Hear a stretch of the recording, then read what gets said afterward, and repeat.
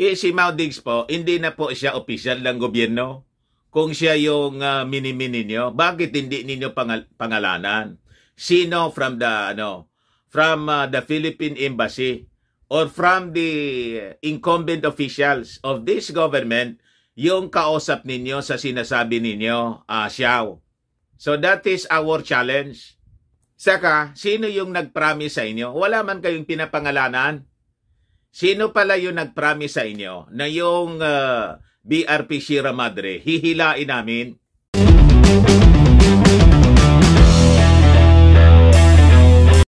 Sabi dito mga kababayan sa balita ng Daily Tribune, Beijing repeatedly reached out to Manila on Ayungin Shoal issue. Ito yung interview mga kababayan sa isang forum. Pinagsalita itong Chinese envoy ng mga makapili dito sa ating bansa. What? Anyway, tayo naman po, demokrasya. Pwedeng magsalita yung lahat. Pero kung sa bansa nila to, hindi ito po pwede. Pero Pilipinas ito, pwede silang magsalita kahit lahat kasinungalingan. Binasa ko yung statement po at pinakinggan ko yung sinasabi. Kasi live interview ito kahapon. Lahat po baliktad yung sinasabi. What? Binabaliktad po tayo, madaling sabi, mga kababayan. Tayo pa yung sinisisi. But before ko ibigay sa inyo, mga kababayan, basahin sa inyo itong balita, click subscribe muna dito sa ating YouTube channel and hit the notification bell para lagi kayong updated po sa makatotohanan na mga balita, hindi po propaganda. Yung mga propaganda po nila, binabasag po natin dito. Para hindi po kayo malito, hindi kayo ma-confuse. Like and share na rin po ninyo ng ating video. At huwag na rin po ninyo mga kababayan na i-skip yung ating mga commercial ads para tuloy-tuloy ang pag-unlad ng bagong Pilipinas. Ayos! Ulitin ko po mga kababayan ang ating warning sa pakikinig ninyo ng statement ng isang Chinese envoy. Lahat pong statement niya po, kasinungalingan. Kaya huwag po kayong malito, huwag ninyong paniniwalaan yung kanyang mga sinasabi kasi lahat po baliktad. So sabi po rito, Beijing reached out to Manila to resolve the issue of Ayungin Shoal. Yon ang unang kasinungalingan mga kababayan, which is currently hosting Filipino military personnel through the grounded BRP Sierra Madre. Ito yung sinabi mga kababayan ni Deputy Chief of Mission of the Chinese Embassy in the Philippines na si Xiao Shiyong. Kahapon lang po, pinapagsalita ng mga makapili dito sa ating bansa. May mga kaalyado sila mga kababayan na mga Pilipinong makapili na ang pinapaniwalaan po yung narrative ng mga sinungaling na mga Chinese envoy. Malamang anya Mr. Maravillas may monetary considerations. Malamang po. Di ba? Yung mga Chinese po, mahilig magregalo para i-win yung favor mo. Ganon ang pag-ugali ng mga Chinese. Magbibigay siya ng mga tokens, ng mga regalo. Minsan po, hindi tokens, talagang malaki. Di ba? Para pag may hininging pabor, yung resistance mo, wala ka ng resistance. Parang yung ginagawa ng isang manliligaw, mga kababayan. Yung isang manliligaw, di ba po? Hindi man po lahat. Pag nanliligaw, mga matatamis na salita at sige po yung regalo. Pag nakuha na yung gusto, ayun. Doon mga kababayan nagsisimula yung madidiscover mo na yung totoong pagkatao. Imamaltrato ka na pala. What? Una, maganda yung pagtrato sa'yo. Sunod, maltrato. Ganon. So sabi rito, according to Xiao, the Chinese side repeatedly reached out to its counterparts on the Philippine side to resolve the matter in a peaceful manner.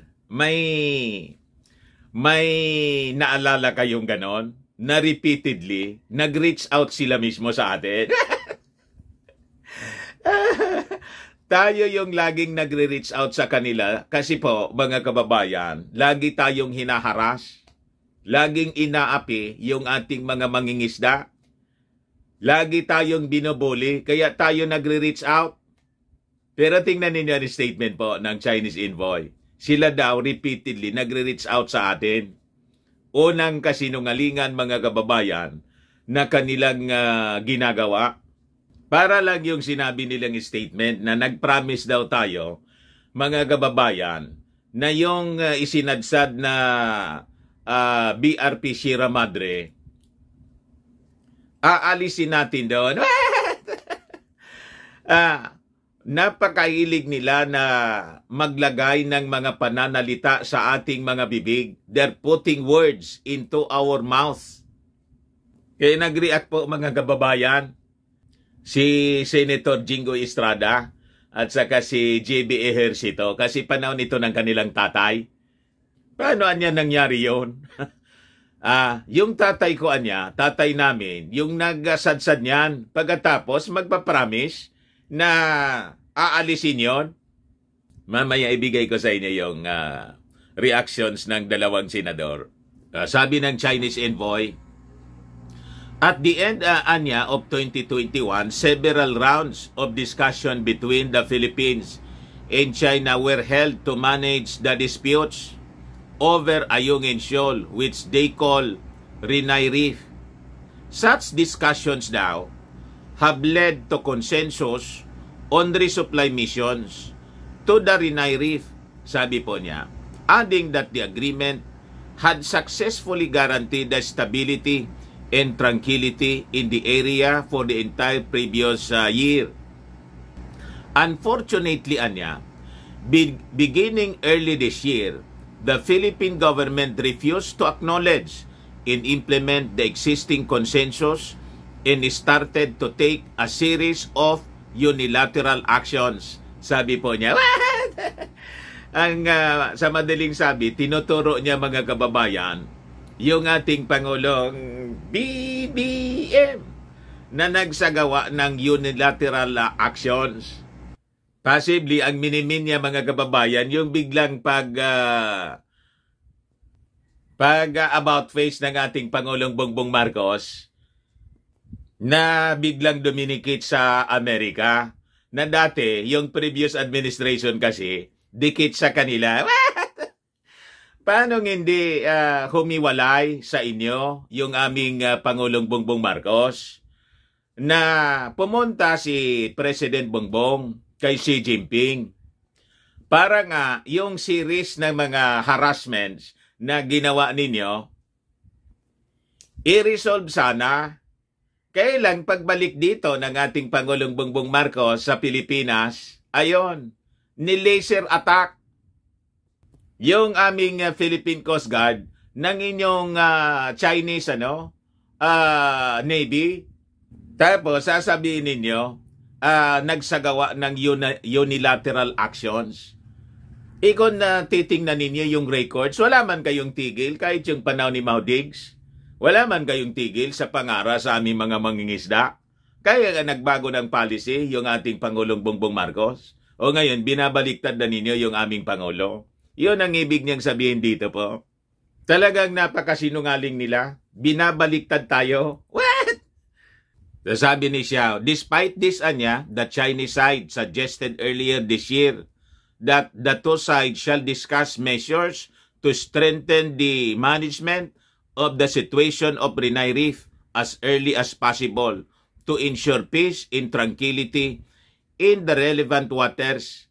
Sabi po niya, what? Kailan ninyo po yon ginawa?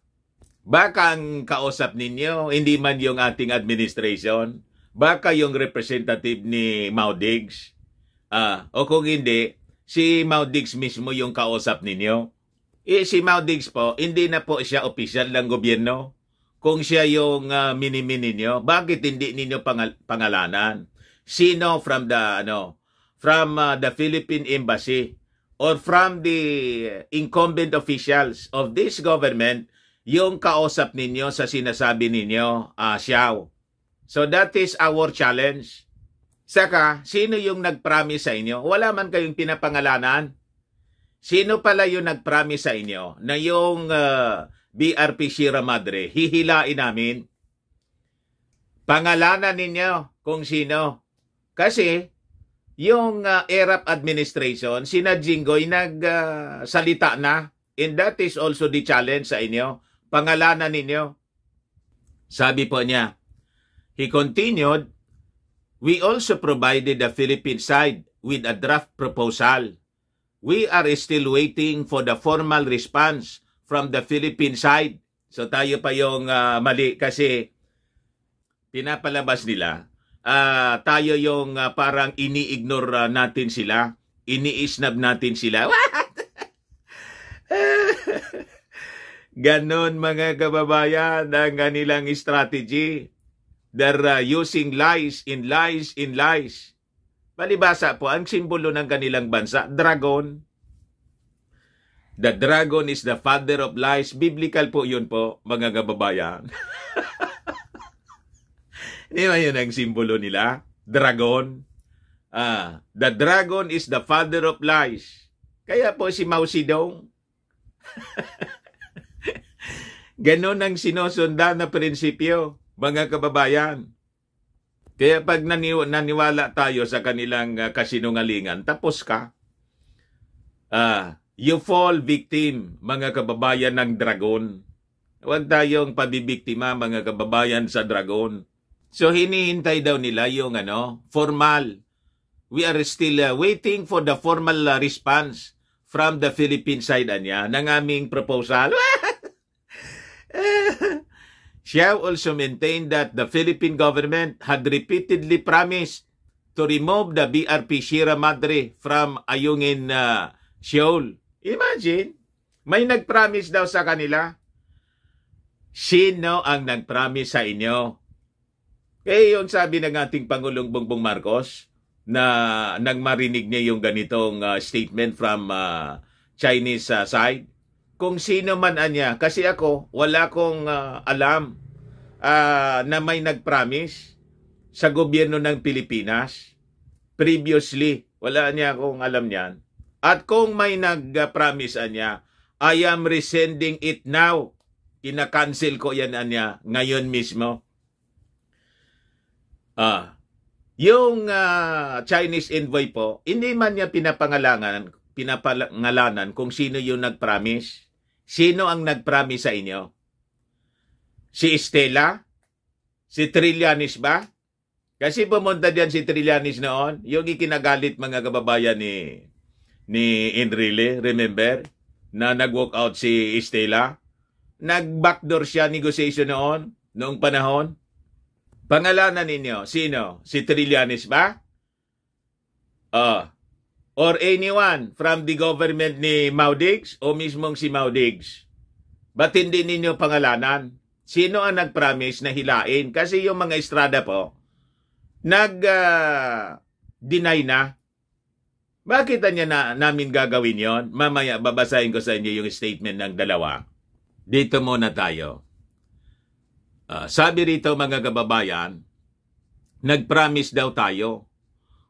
On May 9, 1999, the Philippine Navy tank landing ship LT-57 intruded into Rinay Reef and illegally grounded, citing the excuse of dilapidation and being stranded or distressed, sabi po niya. The Chinese side lodged solemn representations immediately. Matindi yung mga statement. Solemn representation. Ibig sabihin, napaka-cordial.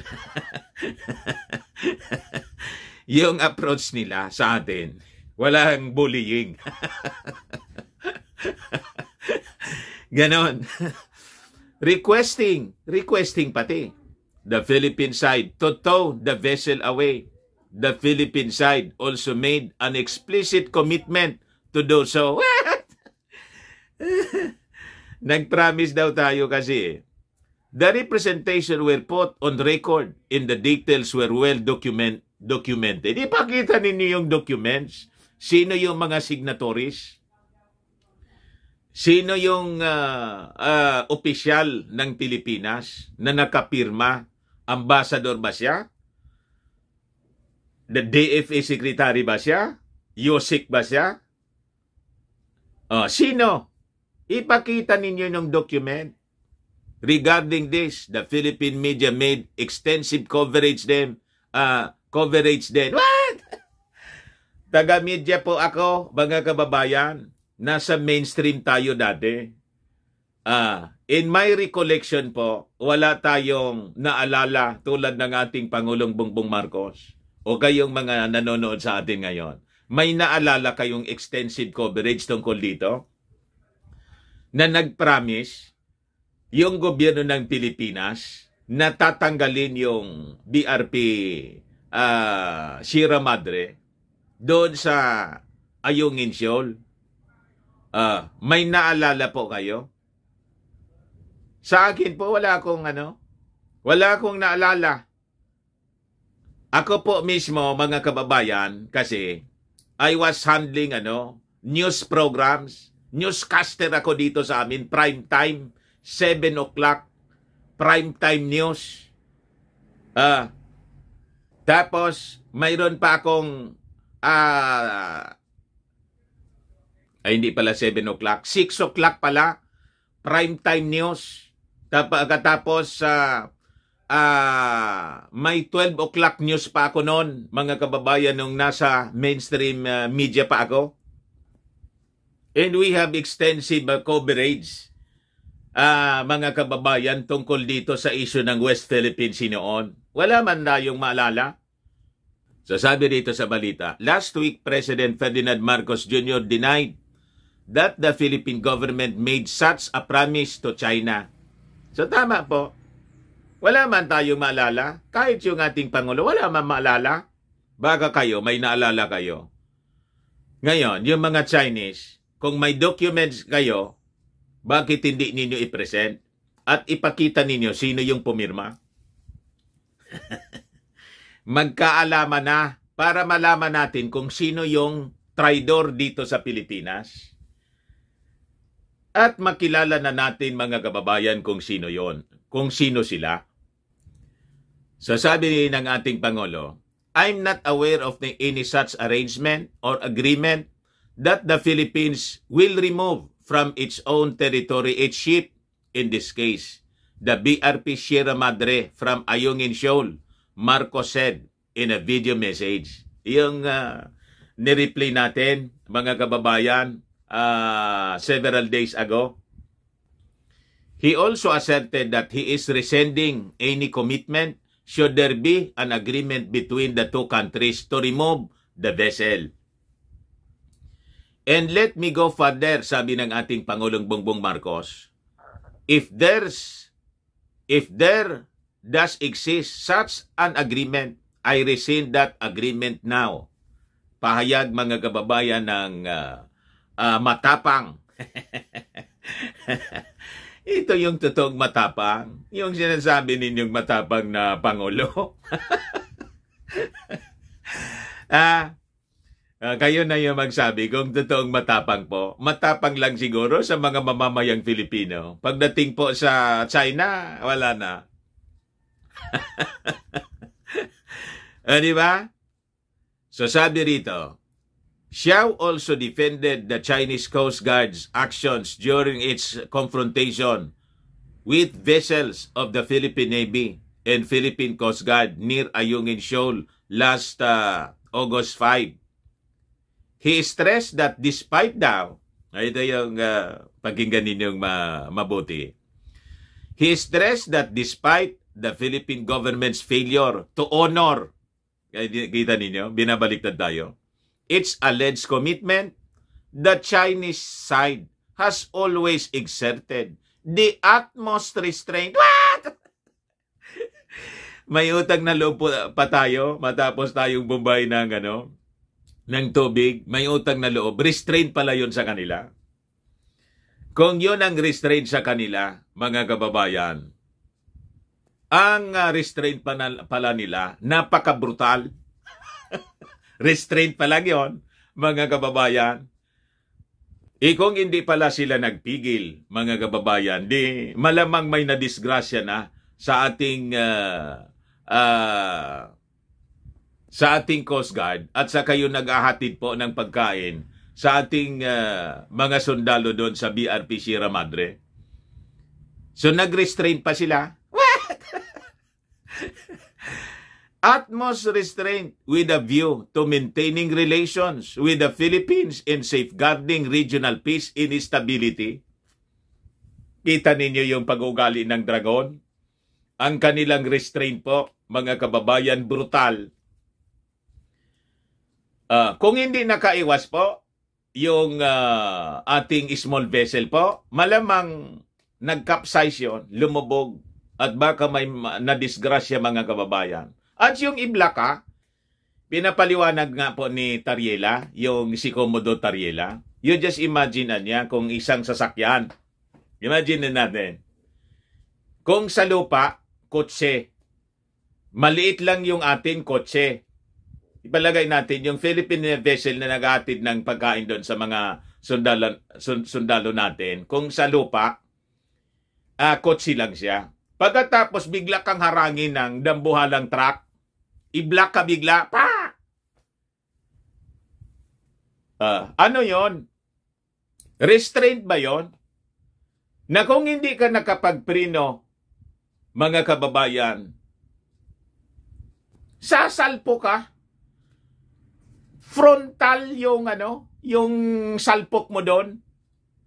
Siguradong durog ka. Kaya ang ginagawa ng ating Philippine Coast Guard, pag ganon, alanganin masyado, pinapatay na lang nila yung makina ng barko natin para hindi po sasalpok. Kasi pag sumalpok tayo, yon i-accuse tayo ng China na intentional yung ating pagbangga. Tayo na yung mali, mga kababayan, pero sila yung nag-blockade. Biglang kinat yung, you just imagine, ikat yung way mo. Kung nasa kalsada ka, kotse ka lang, tapos bigla kang ikat ng dambuhalang truck ng China. By analogy, ganun po. Ganon tayo nila inaapi, mga kababayan, tapos binabaliktad tayo ngayon. Palibasa, mga sinungalin, dragon. The dragon, mga kababayan, sabi sa Word of God, yun ang simbolo ng China. Cultural symbol nila, dragon, is the father of lies, mga kababayan. Kaya they're using lies. Normal sa kanila. Ang pagsisinungaling, mga kababayan, normal sa mga Chinese. Kaya po, wag na wag tayong pabibiktima sa kanilang kasinungalingan. Ito lahat ito kasinungalingan. Itong binabasa ko po sa inyo. Sabi ni Xiao, furthermore anya, out of humanitarian consideration. Nag-humanitarian consideration pa sila, mga kababayan, pala sa atin. The Chinese side anya has made temporary and special arrangement for the Philippine resupply missions to bring to the grounded military vessel food and other daily necessities. Ibig sabihin, for humanitarian consideration, inayaan niya namin na makasupply kayo dyan. So may utang na loob pa tayo. When in fact, ang katotohanan, mga kababayan, nakipagpatintero yung ating Coast Guard, yung Philippine vessel na kitang-kita po sa video, nakipagpatintero sa kanila. At with the determination ng ating Coast Guard, nakapaghatid pa rin, mga kababayan, ng pagkain sa ating mga sundalo doon. Pero, Yung isa na lang yung nakarating doon.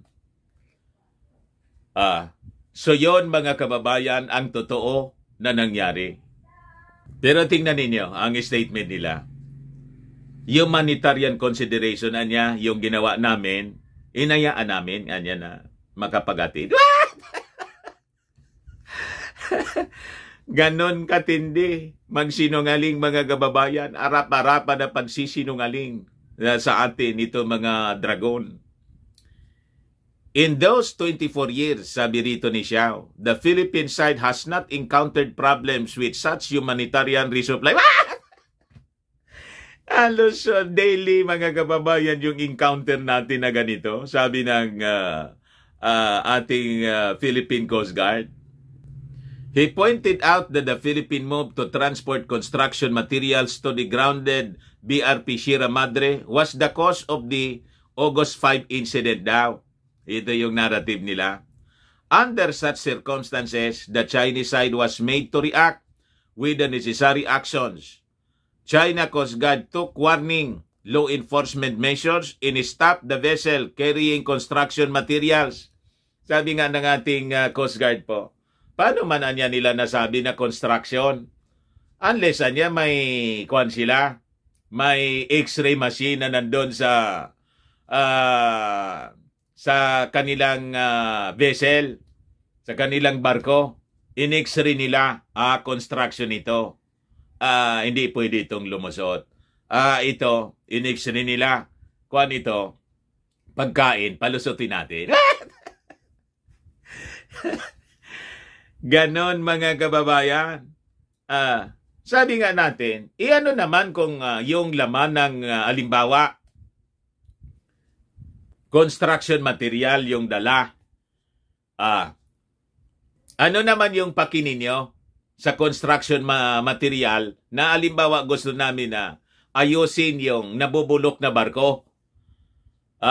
Territory naman namin yon yung insyol. Wala kayong pakialam. Wala kayong karapatan na mangialam doon sa kung anong gusto naming gawin sa aming territory. Ikayo nga po na mga Chinese, nag-construct kayo ng military base dyan, ng artificial islands sa West Philippine Sea, gamit pa yung mga kalupaan namin sa pagsabuatan pa sa mga local Chinese contractors dito. You see? Kayo nga po, Chinatown na ang itinayo ninyo rito sa amin, sa Manila. Inayaan namin for many years. Ilang dekada na, ilang taon na ba yung mga Chinese, yung mga kalahi ninyo na nakatira dito sa amin? Yung mga pinakang mayayaman nga dito sa amin po, lahi ninyo, mga Chinese. And we patronize the businesses ng mga Chinese dito sa Pilipinas. Pagkatapos kami, magdadala lang ng construction, halimbawa, totoo yun. Pero sabi ng aming Coast Guard, mga pagkain man lang, inaharang ninyo. You see? Nasa dagat yon, ayungin siyol. Kayo mismong kalupaan na namin, buti na lang nasilip ng ating Pangulong Bongbong Marcos yung reclamation ninyo, na yung mga contractors nga na mga Chinese, yun ang involved pala sa artificial construction ng isla dyan sa West Philippine Sea. Pagkatapos nasilipan ng mga vloggers, yung mga Chinese na nagtatrabaho, yung construction site dyan sa Manila Bay, ang nakawagayway na flag Chinese. What? Grabe na yung pagsalaula ninyo sa amin. Di ba po? Pagkatapos ngayon, binabaliktad ninyo lahat yung istorya. Huwag kami Xiao. So sabi niya, I believe you have also noticed that the other Philippine resupply vessel entered the lagoon of Renai Reef and performed its humanitarian resupply mission. This showed the restraint and humanitarian spirit of the Chinese side.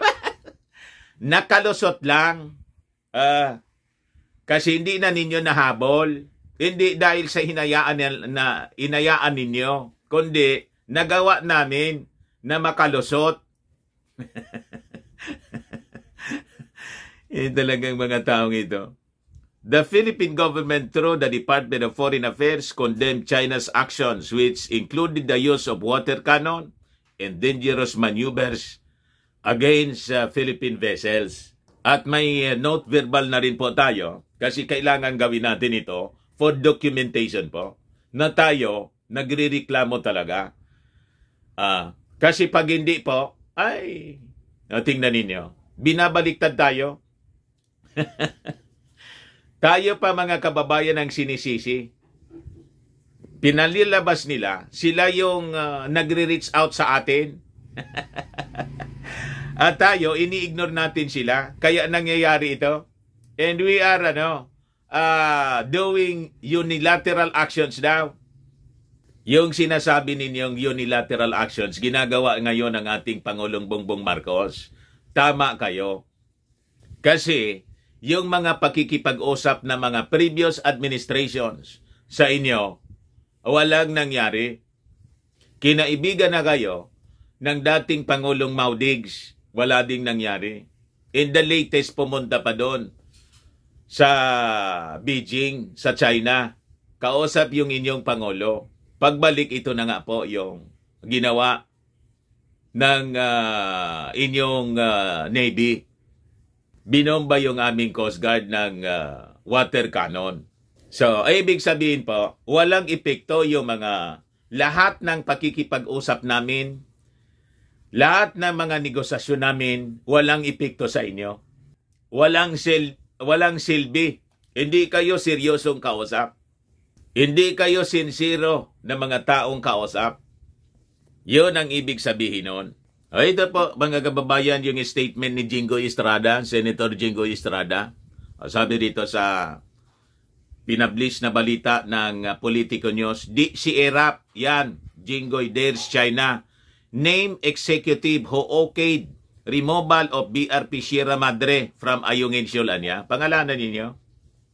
Estrada issued the challenge as he denied that his father, former President Joseph Estrada, had a gentleman's agreement with China to remove the rusting vessel during his administration. Name names anya. We are also at loss. We are in limbo. Sino talaga nangako? The senator said. Dama itong challenge, mga kababayan, ng senador. Estrada said it was illogical for his father to agree anya to the ship's removal when it was his decision to ground the ship there in 1999 to serve as the country's military outpost in the shoal and assert its sovereignty over the West Philippine Sea. Buti pa itong si dating Pangulong ERAP Estrada, may balls. Nagawa niya ito, mga kababayan. Iyong nag-promise na magsasakay siya ng jet ski, na sabi, matapang.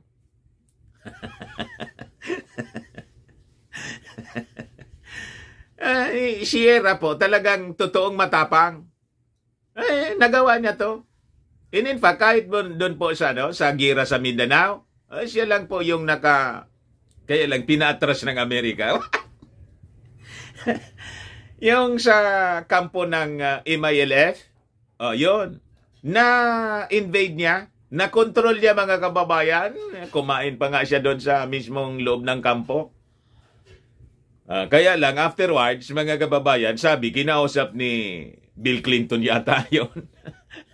Tinawagan ni Bill Clinton yata. Umatras kayo dyan.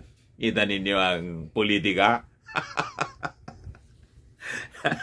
But anyway, that is history. Tapos, maayos na rin yung Mindanao ngayon. Tahimik na.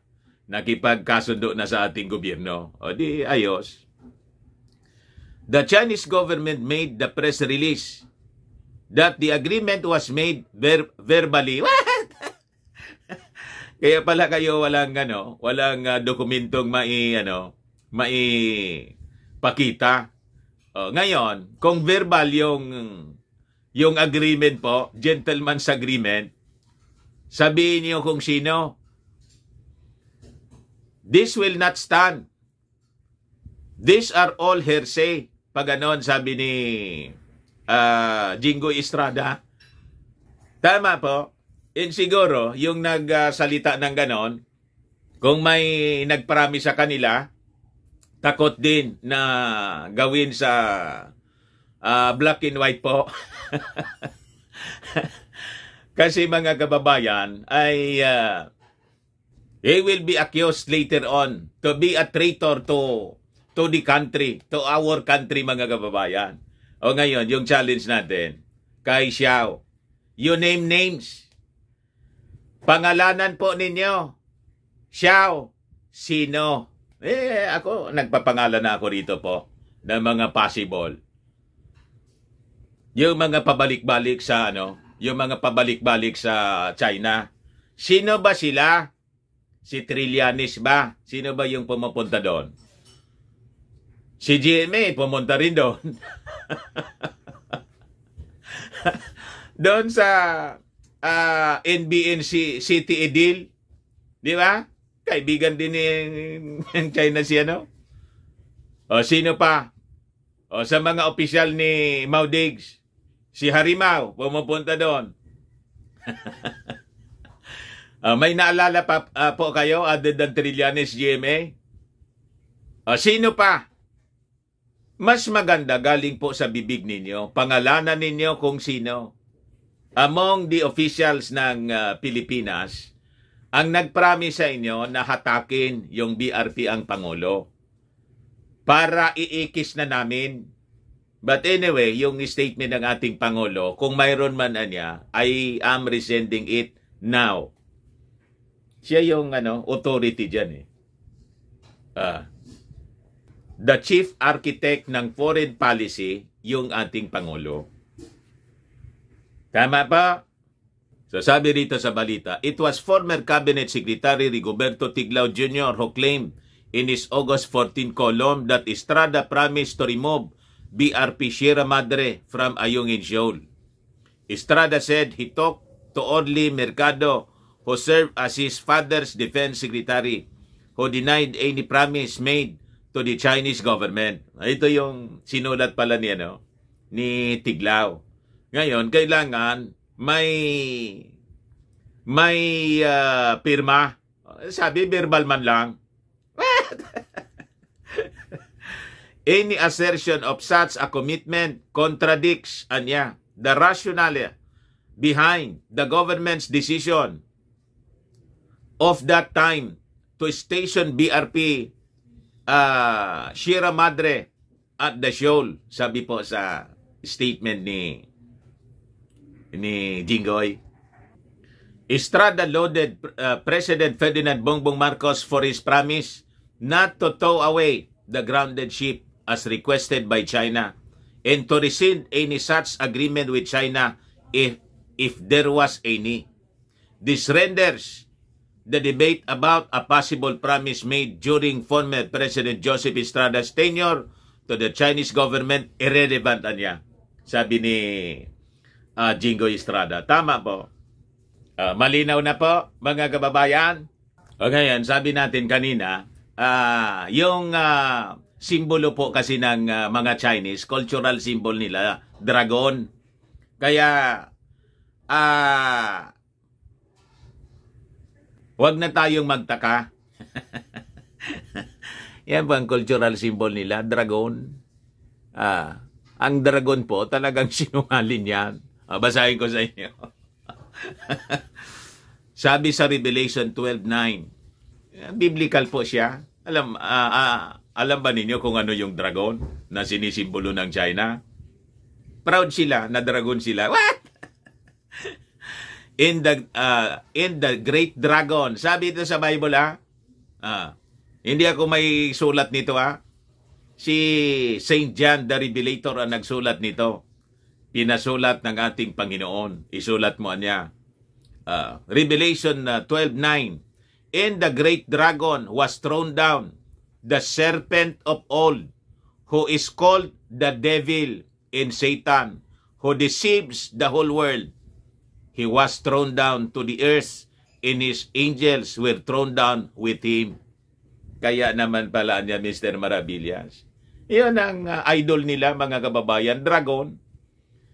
So, nagtaka pa kayo kung bakit ginagamit ng mga Chinese sa atin, deception and lies. At sanay sila magsinungaling. Kasi the father of lies, dragon.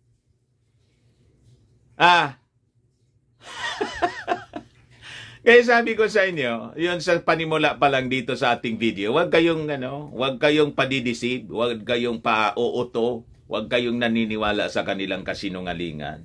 Pag naniwala ka sa kanilang kwento, tapos ka na. You become victim of their lies. Kaya tingnan ninyo, binabaliktad tayo lahat. Lahat ng kwento nila, baliktad. Malayo sa katotohanan.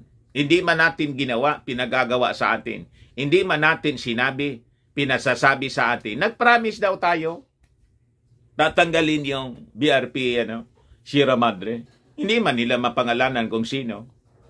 Verbal niya. O sino yung nagsalita? Verbal. Sino nag-promise sa inyo? That is the challenge ni Jingo Estrada mismo. You see? Huwag kami mga dragon. Kilala namin kayo. Dragon. Maniwala kayo sa dragon. Tayo, ang symbol natin po, the national bird, eagle, the Philippine eagle. Di ba? Hindi dragon. Ayun man lang po, mga kababayan, baka lang gusto ninyo itong itry.